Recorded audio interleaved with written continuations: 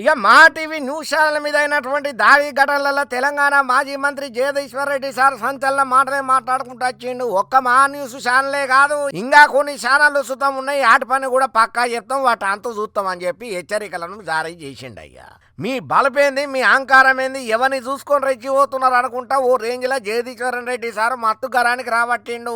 ఎక్కడ ఉంటున్నారు, ఏడ బతుకుతున్నారు, కొంతమైనా సిగ్గున్నదా అని పైరవ్వుకుంటా వచ్చిండు. ఇక్కడ కొంతమంది మీడియా హౌసెస్ కాకుండా స్లాటర్ హౌజులు నడుపుతున్నారని చెప్పి మస్తు గరానికి రాబట్టిండు. ఆంధ్రప్రదేశ్ కించి తెలంగాణను కొట్లాడి తెచ్చినందుకు కేసీఆర్ మీద కుట్ర చేస్తున్నారని చెప్పి మస్తు ఫైర్ అయ్యిండు జగదీశ్వరన్ రెడ్డి సారు.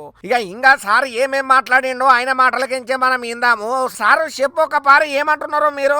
కేసీఆర్ ని ఎట్లా చంపాలి, కేటీఆర్ ని ఎట్లా చంపాలి వ్యక్తిత్వాన్ని అని చెప్పి అదే పనిగా దాడులు చేస్తున్నారు. నిజమే, మీ చేతుల్లో ఆయుధాలతో మీరు దాడి చేద్దాం అనుకుంటే లక్షలాది మంది కేసీఆర్ అభిమానులు చూస్తూ కూర్చోరు. వాళ్ళ చేతుల్లో ఆయుధాలకు వాళ్ళు కూడా పని చెప్తారు. నిన్న జరిగింది దాడి కాదు, నిరసన మాత్రమే. నేను దాడి మొదలు పెడితే అట్లా ఉండదు.